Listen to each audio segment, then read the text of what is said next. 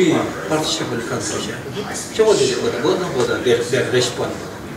The response to the exercise. For the exercise? So far has been very positive.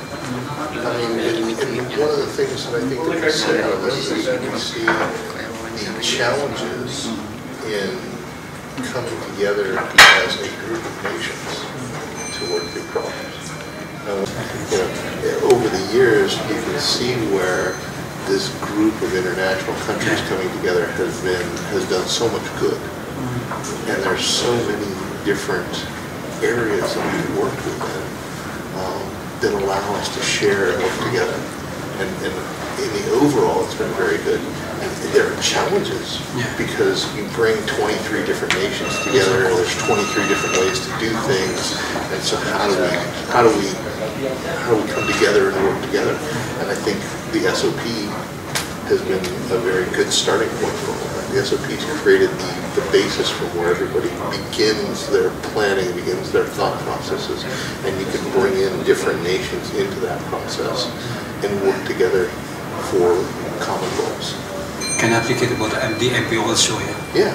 So the MNF SOP. Yeah, so the MNF SOP creates that, if you will, kind of baseline that everybody can do. And then that allows them to work their pieces together. So I think it creates a standard. It creates that common ground between all of the nations involved. And so everyone has an equal voice, everyone has an equal opportunity to work those issues. And then together, we're stronger and we're better together than we are if each of us did it on our own.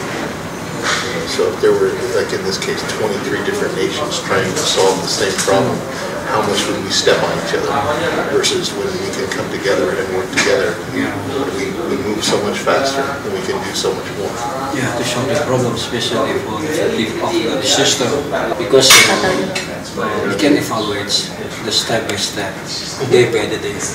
And so if you have the suggestions also for the next meeting, especially to report the exercise, MPAT exercise. Yes. So I think that's one of the values of having MPAT, being able to work with all the nations in the MPAT countries, is to be able to see the potential problems that could arise, and then work together on solutions.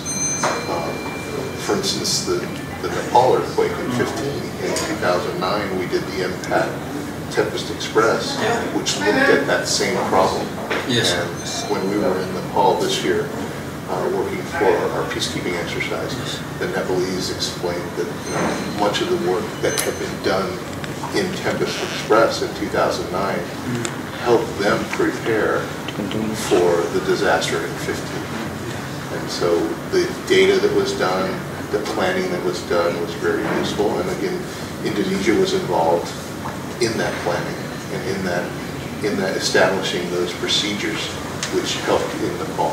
And like we said before, the tsunami in 2004, typhoons in the Philippines, Thailand also, and even Thailand, and so many of the countries within Southeast Asia have benefited from the group of countries that have come together through MPAT to work through problems, to come up with standards, to create this MNF SOP, which allows a basic starting point for us to plan if we have emergencies, and we can respond together and support our neighbors and support our friends in times of disaster or in times of other sorts of events that may need a regional response.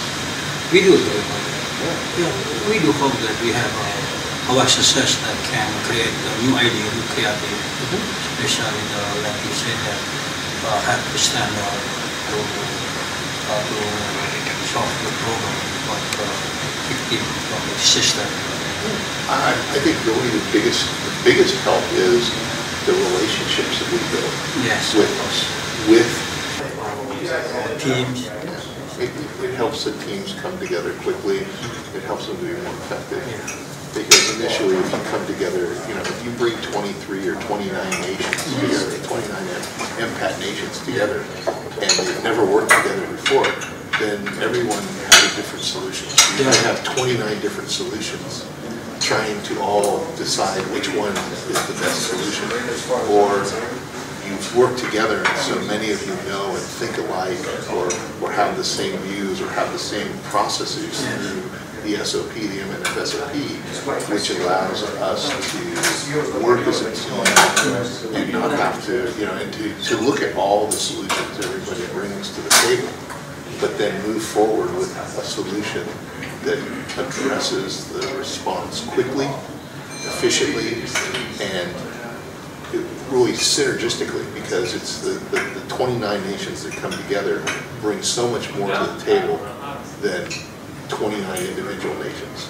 When it's not the 1 and 1 is 2, but because the countries come together and we work well together, we actually get more out of it than just the aggregate of 29 nations. Yeah, it's one perception and not misunderstanding about it. So to fast and quickly to respond to the disaster.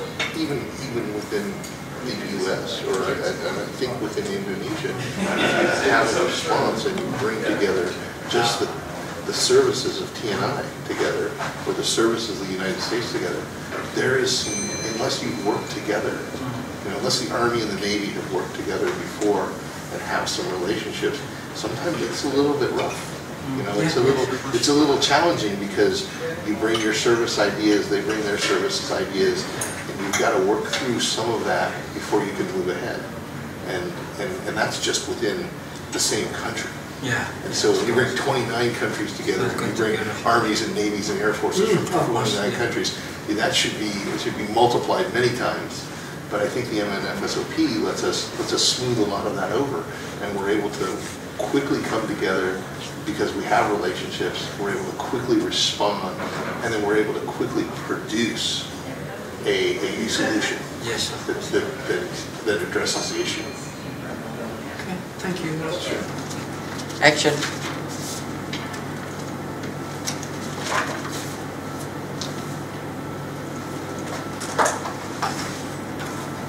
On.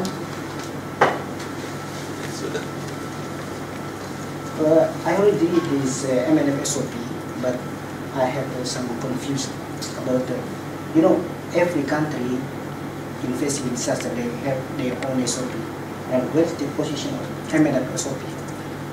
Right, so as you say, because every country has their own set of plans and ways of working, what we've done is start using this MNF SOP so that every country is starting from the same position and everybody should understand each other.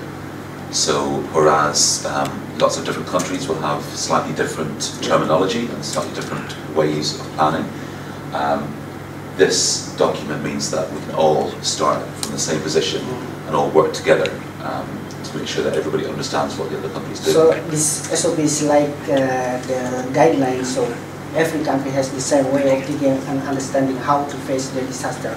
Exactly. How they should act when they come to one country to help them to solve the problems. Exactly that, and so part of it will cover the planning process, and also part of it will cover humanitarian aid and disaster response.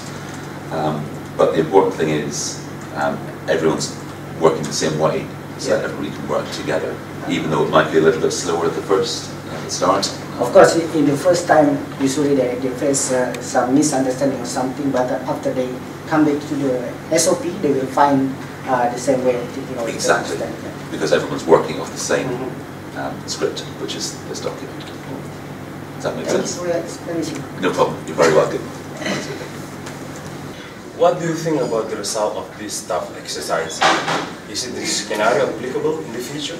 Absolutely, because as you know, Indonesia has all these disasters. It has the tsunami, it has volcano, it has earthquakes, and with the radiological disaster, it's something new that we can all explore. So I think it's a real success. Okay, great.